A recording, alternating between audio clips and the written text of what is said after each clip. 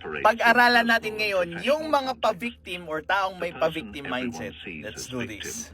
Has protection and advantages that obvious threats don't. Your protection requires distinguishing genuine suffering from strategic victimhood. Genuine victims eventually move toward recovery and don't use their victimization to avoid all accountability or extract unlimited resources. Strategic victims remain perpetually in crisis, use victimhood to avoid accountability, and escalate Pinoy! claims Na when Pinoy! boundaries are set. Watch for people whose victimhood always serves their strategic interests, who are somehow always the innocent party in conflicts, who use claims of victimization to shut down criticism or questioning. These Pinoy na Pinoy! weaponized victimhood rather than genuine suffering.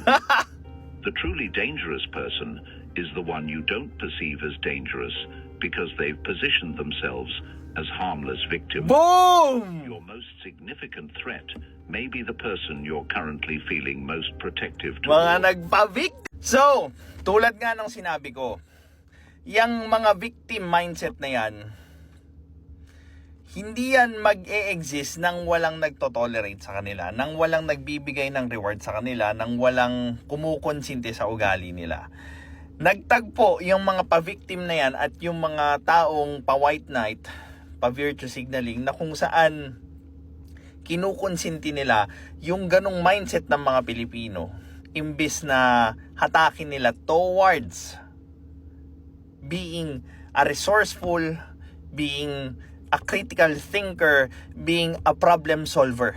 But no, kailangan nila na maghirap yung certain kinds of groups or certain numbers of Filipinos para mag-appear sila na tagapagligtas, na mabait, na perpetually matulungin, makabayan, so on and so forth. Kailangan nila nung ganong klaseng contrast para mag-shine doon sa pagtulong kuno na ginagawa nila. Now, ang ending kasi, of course, yung pagiging victim ng mga Pilipino, it has a cost. Now, yung cost na yon, ayaw naman i-shoulder ng mga pa-white knight. Kasi nga, for them, it's supposed to be the government, blah, blah, blah, shit. So, there's just some truth with that. Diba? Katulad nga nung nasa Singapore, you cannot give everything free. Kailangan magkaroon ng social responsibility ng mga citizens ng bansa para naman gawin nila yung part nila at magsumikap doon sa pagbabayad ng mga resources na nagagamit nila. Diba? Sa school, sa hospital, so on and so forth. It's not supposed to be free. Because there's no such thing as free. Ngayon, na-feed yung pagkakaroon ng victim mentality ng Pilipino hanggang sa naging entitled na sila. Naging entitled sila doon sa mga libre or mga premium services that they're supposed to be getting kahit na wala naman silang ambag. Or sabihin nila, ang ambag nila is yung VAT na binibili nila tuwing bumibili sila gin, Red Door, sigarilyo, so on and so forth.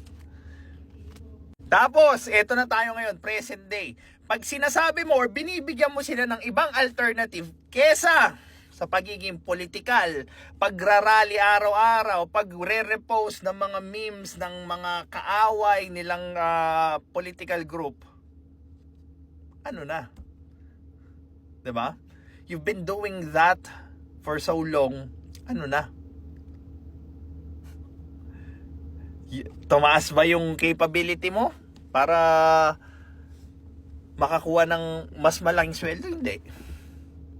Well, maybe kung babayaran ka ng mga politikong ginagamit ka to backlash yung ibang politiko din, di ba? Doon pwede. But do you think that's constant? Hindi.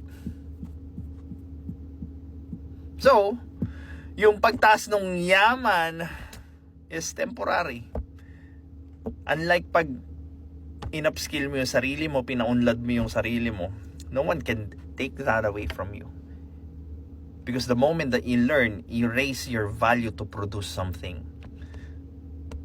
Something na hindi pwedeng agawin ng kahit nino man.